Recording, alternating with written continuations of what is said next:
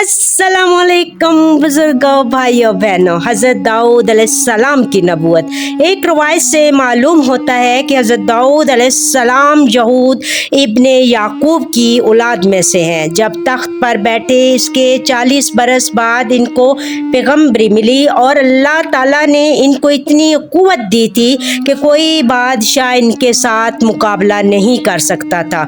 चुनाचे अल्लाह ताला फरमाता है, और याद कर हमारे बंदे दाऊद को जो साहिबे क़ुव्वत था और हमारी तरफ रजू करने वाला और हमारा जिक्र करने वाला था। और दूसरी जगह इरशाद बारी ताला है, फरमाया और ज़ोर दिया हमने इसकी सल्तनत को और हमने इसको हिकमत भी अता की और फैसला करने वाली बात का मलका भी दिया और उनको ज़मीन का खलीफा बनाया। जैसा कि अल्लाह ताला इरशाद फरमाता है, ए दाऊद तहकीक हमने किया है तुझको खलीफा ज़मीन में, पास तू हुक्म कर दरमियान लोगों के हक़ के साथ और अपनी ख्वाहिशात नफसानी की पैरवी मत कर।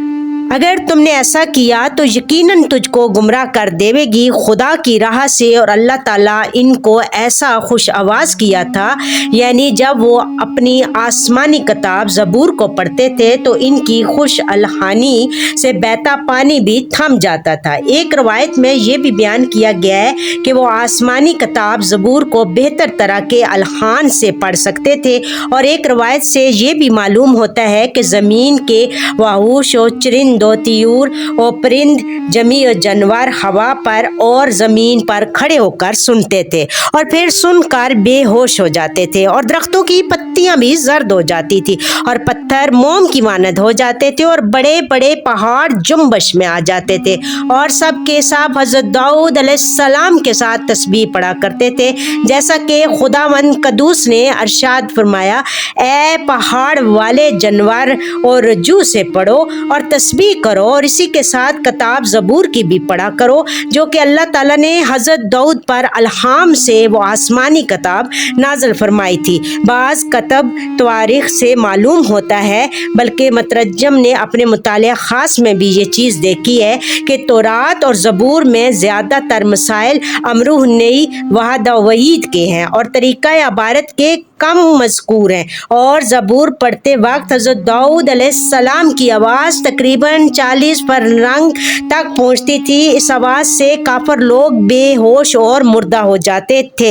ये दर हकीकत इनकी नबूवत का एक मोजज़ा था। और दूसरा मोजज़ा ये था कि खुदा ने इनकी उंगलियों में ऐसी ताब और गर्मी दी थी कि इनके छूते ही लोहा पिघल कर नरम हो जाता था। जैसा कि अल्लाह ताला फरमाता है, और नरम किया हमने दाऊद के वास्ते लोहा, यानी इनके हाथ में आते ही मसल मोम के नरम हो जाता था और बग़ैर किसी आला हथियार और बे आतिश के हाथ से कुड़ियाँ मोड़ कर ज़रा बनाते और लोगों को फ़रोख्त करते और दीगर लोग आग में तपा कर कुड़ियाँ बनाते थे।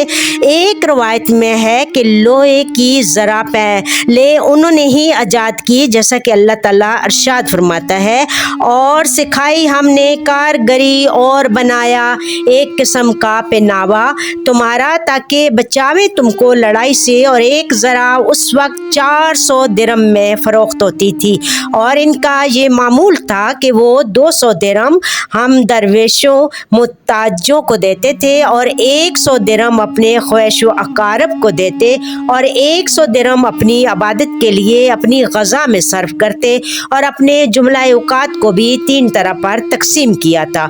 और वो तरीका अमल ये था कि चंद रोज़ इबादत अल्लाह में मसरूफ़ रहते थे और चंद रोज़ लोगों का इंसाफ करते थे और चंद रोज़ अपने काम में मसरूफ़ रहते थे। ये इनकी ज़िंदगी का मामूल बन चुका था। माशाअल्लाह, सुभान अल्लाह, सुभान अल्लाह, सुभान अल्लाह। अल्लाह ताला के اتنے پیارے انبیاء علیہ السلام، اتنے پیارے پیغمبر جو ہر وقت اللہ تعالیٰ کو راضی اور خوش رکھنے کے لیے ہر وقت عبادت الہی میں مصروف رہتے تھے، اور اللہ تعالیٰ نے ان پر اپنی کرامات ظاہر کی۔ اللہ تعالیٰ نے ان کو اپنے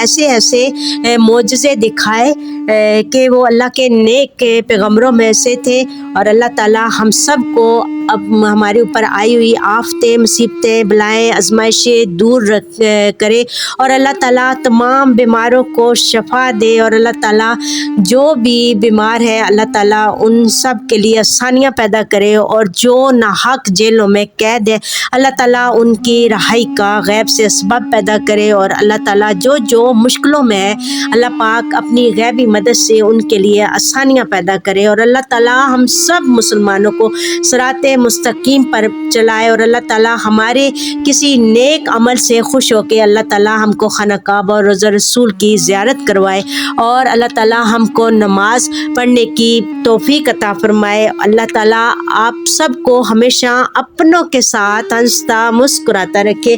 آپ میرے چینل کو لائک، شیئر، سبسکرائب کریں۔ تھینک یو، جزاک اللہ خیر کثیرہ۔